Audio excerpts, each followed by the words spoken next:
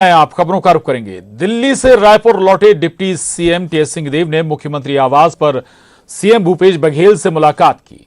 मुख्यमंत्री भूपेश बघेल ने टीएस सिंहदेव को डिप्टी सीएम बनने पर उन्हें बधाई दी। दोनों नेताओं ने एक दूसरे को मिठाई भी खिलाई। इस मौके पर प्रदेश प्रभारी कुमारी शैलजा भी मौजूद रहीं। मुलाकात के बाद सीएम भूपेश बघेल ने ट्वीट किया और लिखा कि आज निवास कार्यालय पर महाराज साहब टीएस सिंहदेव जी ने सौजन्य मुलाकात की। उप मुख्यमंत्री बनाए जाने पर हम सबने मिठाई खिलाकर उन्हें बधाई और शुभकामनाएं दी। इस अवसर पर हमारी प्रभारी कुमारी शैलजा जी की विशेष उपस्थिति रही।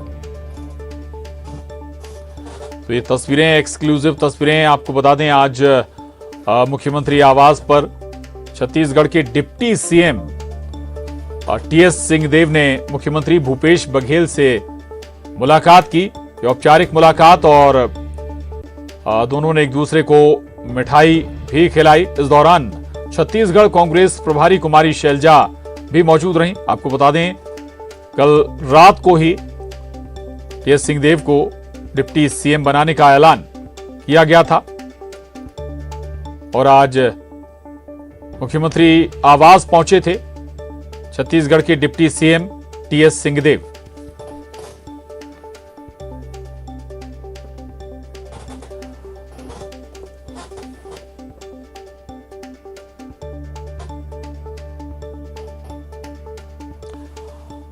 और न्यूज 18 छत्तीसगढ़ के डिप्टी न्यूज एडिटर अभिषेक शुक्ल हमारे साथ जुड़े हैं।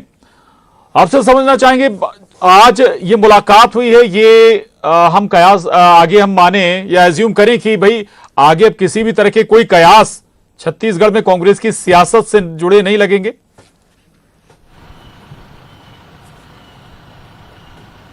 बिल्कुल प्रशांत, इसको इसी की कवायद कहा जा सकता है, क्योंकि दोनों की कल मुलाकात, बल्कि कहा जाए तीनों जो आज इस फ्रेम में आप जो दिखा रहे हैं, तीनों एक साथ ही थे कल दिल्ली में। और मुख्यमंत्री जरूर कल रात को आ गए थे, लेकिन टीएस सिंहदेव, कुमारी शैलजा आज सुबह दोनों साथी यहां पर पहुंचे हैं। तो औपचारिक ये मुलाकात थी, औपचारिक ये वीडियो है। एक तरीके से जो आप कह रहे कि कयास लगाए जा रहे थे, चर्चाएं थी, नेगेटिव चर्चाएं बल्कि कहा जाए, जो बार बार आती थी सामने, उसको एक विराम लगाने की कोशिश है कि ऑल इज वेल, सब कुछ ठीक ठाक है। और जो कांग्रेसी या मुख्यमंत्री लगातार कल ट्वीट भी कर रहे थे कि हम तैयार हैं, तो उस तैयारी को दिखाने के लिए ये एक मैसेज है कि अब जय और वीरू एक साथ आगे बढ़ेंगे। जो 2018 में एक साथ आगे बढ़े थे, वैसी ही कवायद, वैसी ही तस्वीरें अब यहाँ पर एक बार फिर से मिलेगी। मुख्यमंत्री ने कल ट्वीट कर बधाई दी। आज मिठाई खिलाकर उनके अपने ऑफिस में टीएस सिंहदेव से उनकी मुलाकात हुई। प्रभारी शैलजा भी मौजूद थी। तो कार्यकर्ताओं को, प्रदेश के लोगों को मैसेज देने की ये पूरी कोशिश है, जिसमें कांग्रेस काफी हद तक कामयाब भी है। बिल्कुल, तो पार्टी संगठन के लिए, नेताओं के लिए तो ये मैसेज है ही। दूसरा, क्या विपक्षियों के लिए भी अब गुंजाइश खत्म हो गई?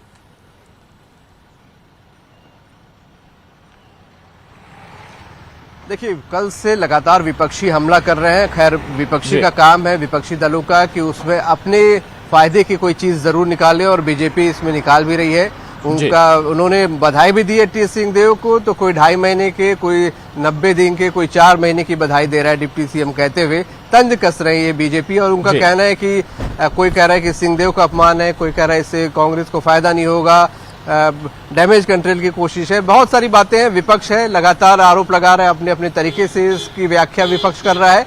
बहरहाल, अगर लेकिन समीकरण जो देखें, जो राजनीतिक पंडित या किसी सियासी नजरिए से देखा जाए, तो कांग्रेस ने एक बड़ा डैमेज कंट्रोल किया है, इसमें कोई शक नहीं। एक बड़ा स्ट्रोक कांग्रेस ने चला है, जिसकी उम्मीद किसी को भी नहीं थी, विपक्षी दल भाजपा को भी नहीं थी। और माने न माने, उसे अपनी रणनीति में फेरबदल जरूर करना होगा। बिल्कुल बिल्कुल, तो राजनीतिक पंडित इसे बड़ा स्ट्रोक मांग रहे हैं कांग्रेस का। बहुत शुक्रिया आपका इस मसले पर विस्तार से बात रखने के लिए, बहुत शुक्रिया, धन्यवाद। आगे बढ़ेंगे। डिप्टी सीएम बनने के बाद दिल्ली से रायपुर लौटे टीएस सिंहदेव का कांग्रेस कार्यकर्ताओं ने ढोल नगाड़ों के साथ शानदार स्वागत किया। प्रदेश प्रभारी कुमारी शैलजा और प्रदेश अध्यक्ष मोहन मरकाम भी टीएस सिंहदेव के साथ रायपुर पहुंचे। रायपुर पहुंचने पर न्यूज 18 से बातचीत में उन्होंने कहा कि हम सब मिलकर काम करेंगे और प्रदेश में फिर सरकार बनाएंगे। उन्होंने कहा कि एक दिन की जिम्मेदारी भी बड़ी होती है। हमारे बीच हम बात करेंगे। बाबा, सबसे पहले आपको बधाई। धन्यवाद आपको, सभी साथियों का गहरा आभार जिनका हमेशा साथ प्रेम बना रहा, और हाईकमान का गहरा आभार जिन्होंने इस क्या लगता है कि जो बीजेपी को जो मुद्दा बार बार मिल रहा था, आप लोगों के वैमनस्य फैलाने की बात कर रही थी, तो वो विराम लग गया? लगना चाहिए, पहले भी ऐसी कोई बात नहीं होती मुझे लगता है, और आगे भी नहीं होती। 75 पार का आंकड़ा जो नारा दिया गया है, क्या वो पूरा हो पाएगा? और भी वो कठिन लक्ष्य है, लेकिन आदमी एक लक्ष्य को लेके चलता है। हम लोगों ने घोषणा पत्र बनाया, 36 बिंदु प्रमुख रखे, 281 बिंदु उसके अंदर में थे, उनको पहल करके हमको पहुंचना है। 75 पार भी एक लक्ष्य है, कम से कम 2 तिहाई आएगा तो हम लोग को बहुत खुशी होगी। 75 पार होंगे तो और ज्यादा खुशी होगी। मकसद लोगों का विश्वास अर्जित करना, जो हमने किया उसके आधार पे, कि उनको ये लगे कि इतना किया है, आगे भी इन लोग मिलकर करेंगे। तो ये कहा जा सकता है कि जिस तरह से अब 75 पार का जो लक्ष्य दिया गया है, टीएस बाबा का कहना है कि अगर वो लक्ष्य पूरा होगा तो और भी बेहतर होगा। लेकिन बीजेपी को जो मुद्दा एक मिल रहा था, फिलहाल उस मुद्दे पर विराम लग गया है, ऐसा टीएस सिंहदेव का कहना है। कैमरा पर्सन राजेंद्र चौधरी के साथ युगल तिवारी, न्यूज 18 रायपुर, छत्तीसगढ़। जिम्मेवारी मिली है, हमारे हाईकमान ने, खड़गे जी ने और राहुल जी ने फैसला लिया और उनको जिम्मेवारी मिली है। वैसे पहले से ही बीजेपी बार बार इस मुद्दे को उठाती रही है, लेकिन ये कहा जा सकता है कि अब कांग्रेस और भी मजबूत होगी। बिल्कुल बिल्कुल मजबूत होगी, कांग्रेस मजबूत होगी और छत्तीसगढ़ मजबूत होगा। जी, 75 पार होगा मैम। इस तरह की देखो, हमें पूरा विश्वास है। अभी हमारे पास 71 हैं, उससे ज्यादा ही नहीं। जी बिल्कुल। और टीएस सिंहदेव को डिप्टी सीएम बनाने पर पूर्व सीएम रमन सिंह ने तंज कसा है। उन्होंने कहा कि कांग्रेस ने बाबा को झुनझुना पकड़ा दिया है। उन्होंने यह भी कहा कि 60 दिन का डिप्टी सीएम जिसके पास कोई अधिकार नहीं है। वहीं उन्होंने कहा कि कांग्रेस ने मुख्यमंत्री पद के लिए चेहरा हटा दिया है। अब पार्टी सामूहिक नेतृत्व में चुनाव लड़ने की बात कह रही है। कांग्रेस पर निशाना साधते हुए रमन सिंह ने कहा कि कांग्रेस लौटकर नहीं आ रही, हार के डर से यह फैसला लिया गया है। कल देर शाम कांग्रेस ने एक फरमान जारी करके टीएस सिंहदेव को एक अनौपचारिक पद दिया है। छत्तीसगढ़ के इतिहास में पहली बार उप मुख्यमंत्री का पद, वो भी 120 दिन के लिए, जिसमें से 2 महीने आचार संहिता में लग जाएंगे। 60 दिन के लिए उप मुख्यमंत्री बनाया, बाबा को झुनझुना पकड़ा दिया। अब बाबा बहुत प्रसन्न दिख रहे थे। कांग्रेस की हालत पूरे छत्तीसगढ़ में सुकमा से लेकर सरगुजा तक खराब है। सारे सर्वे रिपोर्ट ये बता चुके हैं कि कांग्रेस लौट के नहीं आ रही है। कांग्रेस बार बार हमसे पूछती थी कि मुख्यमंत्री के दावेदार, मुख्यमंत्री पद के लिए किस व्यक्ति का चेहरा सामने रखोगे। कल एक बड़ा निर्णय लिया, मुख्यमंत्री के पद से भूपेश बघेल का चेहरा हटा दिया गया। एक घोषणा हो गई, सामूहिक नेतृत्व से कांग्रेस चुनाव लड़ेगी। इसका मतलब ये है कि जिस भूपेश पे भरोसा है का नारा लगता रहा है, अब ये तय हो गया भूपेश है तो भ्रष्टाचार है, और कांग्रेस के केंद्रीय नेतृत्व ने स्वीकार कर लिया। और उसका नतीजा ये हुआ कि उनको मजबूरी में ये घोषणा करना पड़ा कि भूपेश का चेहरा नहीं, सामूहिक नेतृत्व में, सामूहिक नेतृत्व के साथ चुनाव लड़ा जाएगा। और मुझे लगता है कि ये आज सामूहिक नेतृत्व का प्रश्न जब छत्तीसगढ़ में आ गया है, तो ये मान लिया जाए कि भूपेश के ऊपर केंद्रीय नेतृत्व का भरोसा पूरी तरीके से उठ चुका है। और कांग्रेस की national media coordinator Radhika Khera ने छत्तीसगढ़ के मुख्यमंत्री के कामों की तारीफ करते हुए कहा कि भूपेश बघेल ने न सिर्फ छत्तीसगढ़ को संवारा और सजाया है, बल्कि उसे विकास की रफ्तार भी दी है। लिहाजा जनता उन पर एक बार फिर विश्वास जताएगी और उन्हें फिर से मुख्यमंत्री बनाएगी। वहीं रमन सिंह पर राधिका खेड़ा ने तंज कसते हुए अपने ट्विटर हैंडल पर लिखा है कि भ्रष्टाचार के जुल्म गढ़ने वाली केंद्र सरकार अपने दूत ईडी को कब डॉक्टर रमन सिंह के घर भेज रही है, ये बताना चाहिए। और रमन सिंह और उनके बेटे ने जो पनामा में पैसे जमा कर रखे हैं वो कब वापस किए जाएंगे, ये भी साफ करना चाहिए। साथ ही बीजेपी को यह बताना चाहिए कि छत्तीसगढ़ियों के अकाउंट में 15-15 लाख कब आएंगे। हिम्मत है तो बताएं।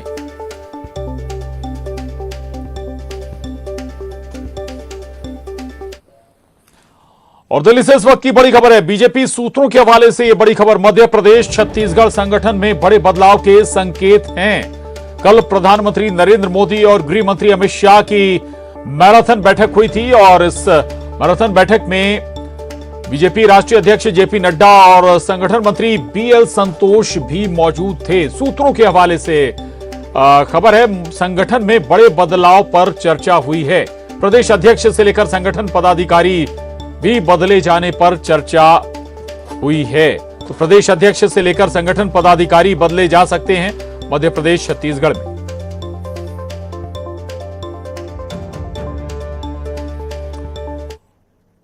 और विधानसभा चुनाव की तैयारियों को लेकर कांग्रेस का बूथ चलो अभियान जारी है। आज दुर्ग संभाग में कांग्रेस का बूथ चलो अभियान है, जिसमें पार्टी के कई बड़े नेता शामिल हो रहे हैं। मुख्यमंत्री भूपेश बघेल दुर्ग ग्रामीण में कार्यकर्ताओं के साथ संवाद करेंगे। वहीं उप मुख्यमंत्री टीएस सिंहदेव पाटन विधानसभा में पहुंच गए हैं, जहां वे बूथ स्तरीय कार्यकर्ताओं से संवाद कर रहे हैं। प्रदेश प्रभारी कुमारी शैलजा भिलाई नगर में कार्यकर्ताओं से बात करने के साथ मंथन कर रही हैं। तो मंत्री जयसिंह अग्रवाल वैशाली नगर और गृह मंत्री ताम्रध्वज साहू वहीवारा विधानसभा क्षेत्र में कार्यकर्ताओं में जोश भरेंगे। वहीं विधानसभा अध्यक्ष चरणदास महंत दुर्ग शहर विधानसभा क्षेत्र में बूथ लेवल कार्यकर्ताओं से बात करेंगे। तो हो रहा है, लेकिन इनका काम नजर आ रहा है सबको। काम तो किया ही है, हर आधार पर सब चीज़ें देखी जाएंगी। सर्वे एक नहीं कई बार और लोगों से पूछ कर ये सारा काम होगा। पहले भी हुआ इसी तरह से और अब आने वाले समय में भी सब आकलन किया जाएगा और कई चीज़ें देखी जाती हैं। जीतेगा कौन, लोगों की आवाज़ क्या है, उसको पहचान कर टिकट वितरण। क्षेत्र युवा प्रत्याशियों को ज़्यादा पसंद करते हैं, क्षेत्र भी करता है और लोग पसंद करते हैं और हम चाहते हैं कि नए लोगों को मौका मिले। जिंदाबाद जिंदाबाद जिंदाबाद जिंदाबाद जिंदाबाद। तो आपको बता दें, दुर्ग संभाग में बूथ सम्मेलन भी चल रहा है। डिप्टी सीएम टीएस सिंहदेव का जोरदार स्वागत किया गया दुर्ग में। ये तस्वीरें दुर्ग से। और संगठन स्तर पर लगातार पार्टी तैयारियां कर रही है। विधानसभा चुनाव की तैयारियों में जुटी हुई है कांग्रेस और इसी के मद्देनजर बूथ चलो अभियान चल रहा है कांग्रेस का। दुर्ग संभाग में कांग्रेस ने बूथ चलो अभियान चलाया है, जिसमें पार्टी के कई बड़े नेता शामिल हुए। दुर्ग ग्रामीण में जहां कार्यकर्ताओं के साथ सीएम भूपेश बघेल संवाद करेंगे, वहीं deputy CM TS Singhdeo Patan विधानसभा में संवाद करने पहुंचे। कम है और इसके तहत अभी बस्तर संभाग हम लोगों ने पूरा किया। अब दुर्ग संभाग आज से शुरू हुआ है और आज मुझे दुर्ग ग्रामीण की जिम्मेदारी दी गई है। तो उतई जो कि मेरे विधानसभा से बिल्कुल लगा हुआ पड़ोस में, वहाँ से इसकी शुरुआत हो रही है। सभी बूथ के हमारे जो साथी हैं उनसे बात होगी। बीजेपी के राष्ट्रीय अध्यक्ष जेपी नड्डा कल बिलासपुर में ओंकार भरेंगे। गृह मंत्री अमित शाह के दुर्ग दौरे के बाद अब बीजेपी राष्ट्रीय अध्यक्ष जेपी नड्डा बिलासपुर में कार्यकर्ताओं में ओंकार भरेंगे और चुनाव को लेकर कार्यकर्ताओं को मंत्र देंगे। बिलासपुर के रेलवे ग्राउंड में जेपी नड्डा की बड़ी रैली होने जा रही है।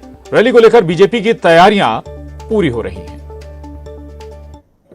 मोदी जी के नेतृत्व वाली सरकार के 9 साल पूरा होने के अवसर पर 30 जून को बिलासपुर में पार्टी के राष्ट्रीय अध्यक्ष आदरणीय जगत प्रकाश नड्डा जी की आम सभा की तैयारियां चल रही है। राष्ट्रीय अध्यक्ष जी के आगमन को लेकर क्षेत्र के कार्यकर्ताओं में, जनता में खासा उत्साह है। दुनिया के सबसे बड़े राजनीतिक दल के अध्यक्ष का बिलासपुर आना हम सबके लिए सौभाग्य का विषय है। भारतीय जनता पार्टी के सभी नेता, सभी कार्यकर्ता उनके आगमन को ऐतिहासिक बनाने के लिए पूरी ताकत से जुटे हुए हैं। निश्चित रूप से उनका आम सभा ऐतिहासिक होगा और भारतीय जनता पार्टी के कार्यकर्ताओं में, जनता में एक उत्साह के वातावरण का संचार होगा। और दुर्ग से बड़ी खबर है, बारिश से उफान पर है शिवनाथ नदी। मेमरा एनीकट के 6 फीट ऊपर पानी बह रहा है। मोगरा जलाशय से 25,000 क्यूसेक पानी छोड़ा गया है और उसके चलते नदी उफान पर आ गई। 3 दिन के भीतर जिले में 7.85 इंच बारिश दर्ज हुई है। जून का कोटा बारिश ने पूरा कर लिया है।